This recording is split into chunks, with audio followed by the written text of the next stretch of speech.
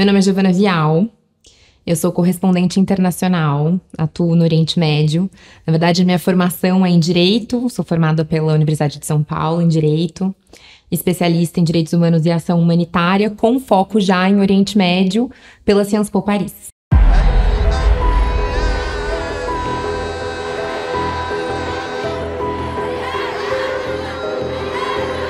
Eu cheguei no Líbano num momento bastante crítico para a região, né? Eu cheguei no meio dessa última guerra que o grupo xiita armado libanês Hezbollah está com o Estado de Israel. E eu cheguei num período ali entre outubro e novembro, logo depois da morte da principal figura que representou o grupo Hezbollah ao longo das últimas 3 décadas, que foi o ex-secretário-geral, o ex-líder do grupo, chamado Hassan Nasrallah, que morreu num dos maiores bombardeios israelenses à capital, Beirute. Na verdade, é o subúrbio de Beirute, onde fica o bastião do Hezbollah, que é Hart Hereik, no bairro de Dahia. Então, o Hassan tinha acabado de ser assassinado por Israel. Eu cheguei cerca de um mês depois. Enquanto Beirute, a capital libanesa, ainda estava sendo muito bombardeada diariamente pelo Estado sionista. Então eu vivi esse momento em que Beirute estava muito dividida, o Líbano já é um país muito dividido, mas Beirute estava muito dividida entre aqueles diretamente afetados pela guerra, né, dos bairros xiitas ali no subúrbio da capital, e aqueles que atribuem a culpa pela existência da guerra ao grupo Hezbollah, e que de alguma forma estão em bairros mais protegidos, né, os bairros cristãos da capital libanesa também. Eu tô aqui em Tahrir Harfa, no sul do Líbano, que faz fronteira com a ocupação israelense no território da Palestina. E foi aqui que, há algumas semanas, uma mina deixada por Israel na casa de civis explodiu, matando uma família inteira, inclusive 2 crianças. Para vocês terem uma ideia, esse é o estado da cidade, da pequena vila aqui de Tahrir Harfa. Essa rua principal tá inteira destruída, desde o começo até aqui, o centro. O que eu vi quando cheguei lá foi primeiro, essa divisão da população que é extremamente sectária, né? O Líbano tem 18 seitas diferentes, e quando eu digo seitas, eu não falo só de uma divisão religiosa, né? Existem os drusos, os católicos, os cristãos ortodoxos, a gente tem cristãos maronitas, a gente tem os sunitas, os xiitas. Então são 18 seitas diferentes que não só se diferenciam pela religião, mas por como eles exercem as suas atividades civis. Então, para você registrar um casamento, para você registrar um nascimento, você precisa estar associado a alguma dessas seitas. Então eu vi uma sociedade extremamente fraturada, uma seita muito contra as outras, tá? Justamente porque a ideia da guerra, a ideia de Israel lutando contra Hezbollah, é dividir essa população para que cada vez mais a população veja a resistência como o problema e não necessariamente o ataque e a tentativa de expansão israelense como o problema em si. Para a gente entender isso, a gente precisa entender que o Hezbollah, ele nasce a partir da resistência palestina, né? A resistência palestina, a Organização pela Liberação da Palestina, organizada e liderada por Yasser Arafat, eles se basearam ali em Beirute e assim estavam até que Israel invadiu o Líbano e invadiu especificamente Beirute em 1982. E com isso, o Hezbollah nasce como um movimento xiita de resistência a essa expansão israelense e a tentativa sionista de criar a grande Israel, né? Que toma partes do Líbano e também toma a Palestina, a Jordânia, o que a gente conhece hoje como outros países ali do Oriente Médio, tá? Então, o Hezbollah surge nesse contexto.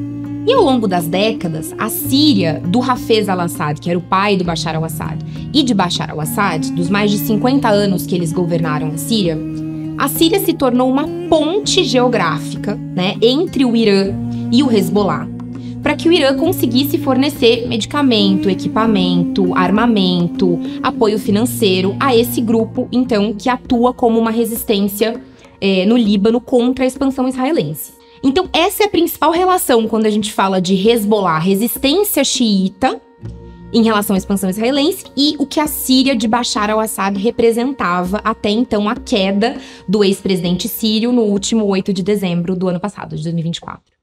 Eu cheguei no Líbano nesse período de outubro e novembro, logo após da morte do Hassan Nasrallah, né, que morreu em setembro no bairro de Had Hareik, lá em Beirute. E o que aconteceu é que a partir desse momento a gente tem uma derrocada simbólica da resistência.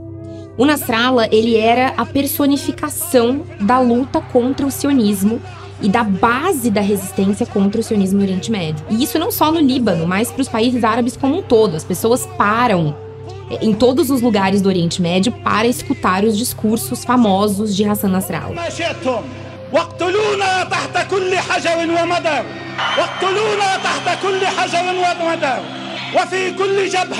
وعلى باب كل حسينية ومسجد نحن شيعة علي بن أبي طالب لن نترك فلسطين. Então, a partir desse momento que ele cai, ele desestrutura a base da resistência de forma simbólica, tá? Logo depois, aí, a gente tem uma tentativa de cessar-fogo no dia 27 de novembro de 2024, que, na verdade, é um artefato que Israel usa para, então, conseguir vitórias militares que não conseguiu antes do cessar-fogo. Então, eles usam essa existência teórica do cessar-fogo para conseguir avançar em pontos em que eles não conseguiam avançar antes. E 10 dias depois desse suposto cessar-fogo, a gente tem, então, a queda do Bashar al-Assad na Síria e a derrocada, então, desse ponto, dessa ponte geográfica entre o Irã e a resistência palestina, né? A resistência contra Israel no Líbano, que é o Hezbollah.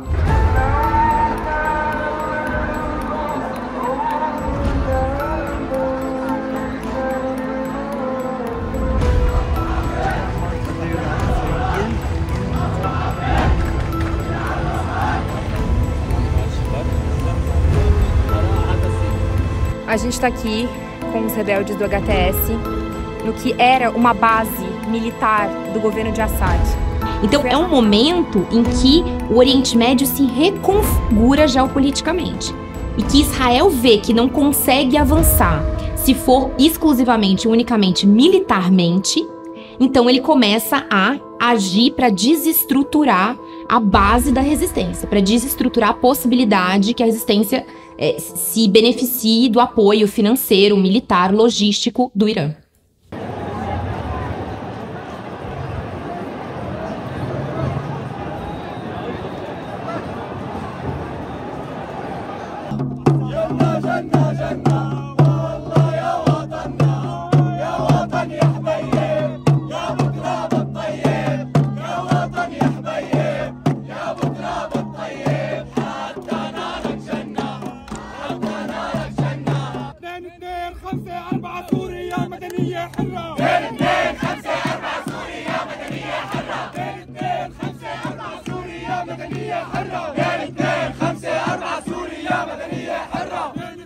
Então, esse é um momento de reconfiguração do Oriente Médio, esse é um momento que representa literalmente o fim de uma era. Porque a gente tem uma era em que a resistência se consolidou, né, lidando com a invasão israelense de 82 a 2000. É sob a liderança de Hassan Nasrallah que o Hezbollah expulsa Israel do sul do Líbano em 2000 e as pessoas, gerações que nunca pisaram no sul do Líbano, podem finalmente voltar para suas casas, para suas vilas. A gente tem em 2006 uma nova guerra entre Hezbollah e Israel, também sob o comando de Hassan Nasrallah. E agora a gente vê o fim desse período que foi liderado não só militarmente, estrategicamente, mas moralmente, por esse ser humano que representa tudo para as pessoas. Então, eu estive no funeral do Nasrallah em Beirute em fevereiro desse ano, e a gente percebe uma comoção, não só pelo fato dele ter sido martirizado, né, como se acredita na fé xiita, mas pelo fato de as pessoas verem que é realmente o fim de um período que foi marcado por essa liderança. E que a partir de agora, o movimento de resistência, principalmente pós-queda de Bashar al-Assad na Síria, com a derrocada dessa ajuda, né, dessa ponte geográfica de ajuda entre Irã e Hezbollah, que as pessoas vão precisar reinventar a moral da resistência e partir de outros pressupostos para conseguir derrotar Israel não só militarmente, mas moralmente, né? Resgatar essa moral, essa paixão que faz as pessoas irem para a linha de frente, perderem entes queridos e mesmo assim continuarem acreditando que a vida dela só faz sentido se houver a liberação e se houver a liberdade do povo libanês, mas também do povo palestino em relação à ocupação israelense.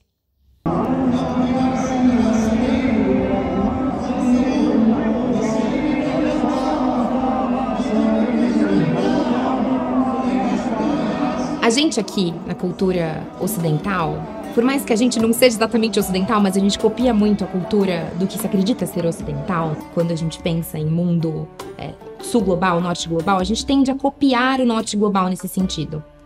De perceber a morte como uma ruptura eterna, como o fim de algo único, de algo exclusivo que nos foi permitido, que foi a vida.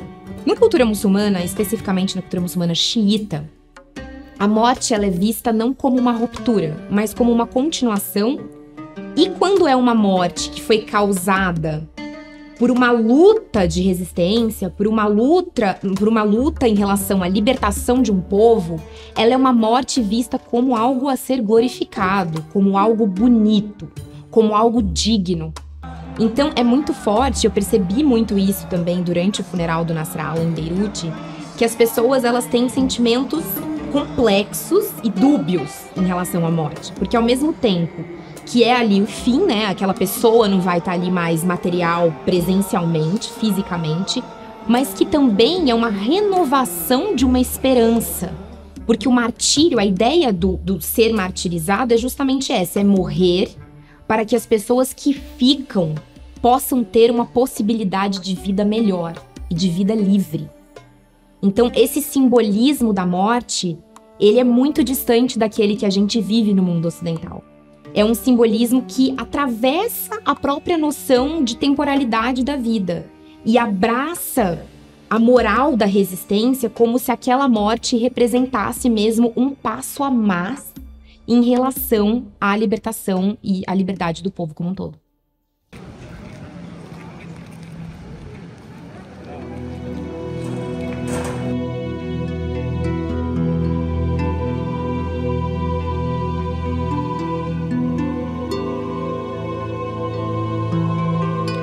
Eu sempre tive muita dificuldade em separar aquilo que é coisa do coração e coisa do trabalho.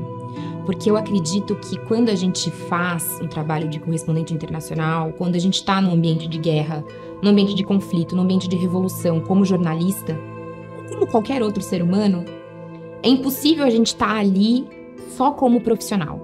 A gente está ali numa entrega inteira. A gente carrega quem a gente é, as nossas emoções, os nossos quereres, os nossos sentires para onde a gente vai também profissionalmente. Então, eu encontrei no Líbano um espaço em que o caos permite também a beleza. Eu vejo que aquelas pessoas, elas são pessoas afetadas pela guerra, afetadas pela morte, afetadas pela dor, mas que ao mesmo tempo elas conseguem fazer daquele caos algo extremamente bonito. Elas conseguem fazer com que a vida cotidiana seja uma vida que vale a pena ser vivida. Então essas contradições elas andam lado a lado, não só no Líbano, em Beirute, mas no Oriente Médio como um todo, que é a complexidade do que é estar vivo, que a gente não sente muito estando no cotidiano, no dia a dia, aqui em São Paulo ou em outros lugares do mundo, mas que ali, tão próximo da morte, parece que a vida ela é vivida de uma forma mais intensa, mais pulsante, com mais emoção. Então o Líbano me traz tudo isso, me traz essa possibilidade de viver extremamente, tanto como profissional, mas principalmente como ser humano e ser apaixonado pelo que eu faço todos os dias.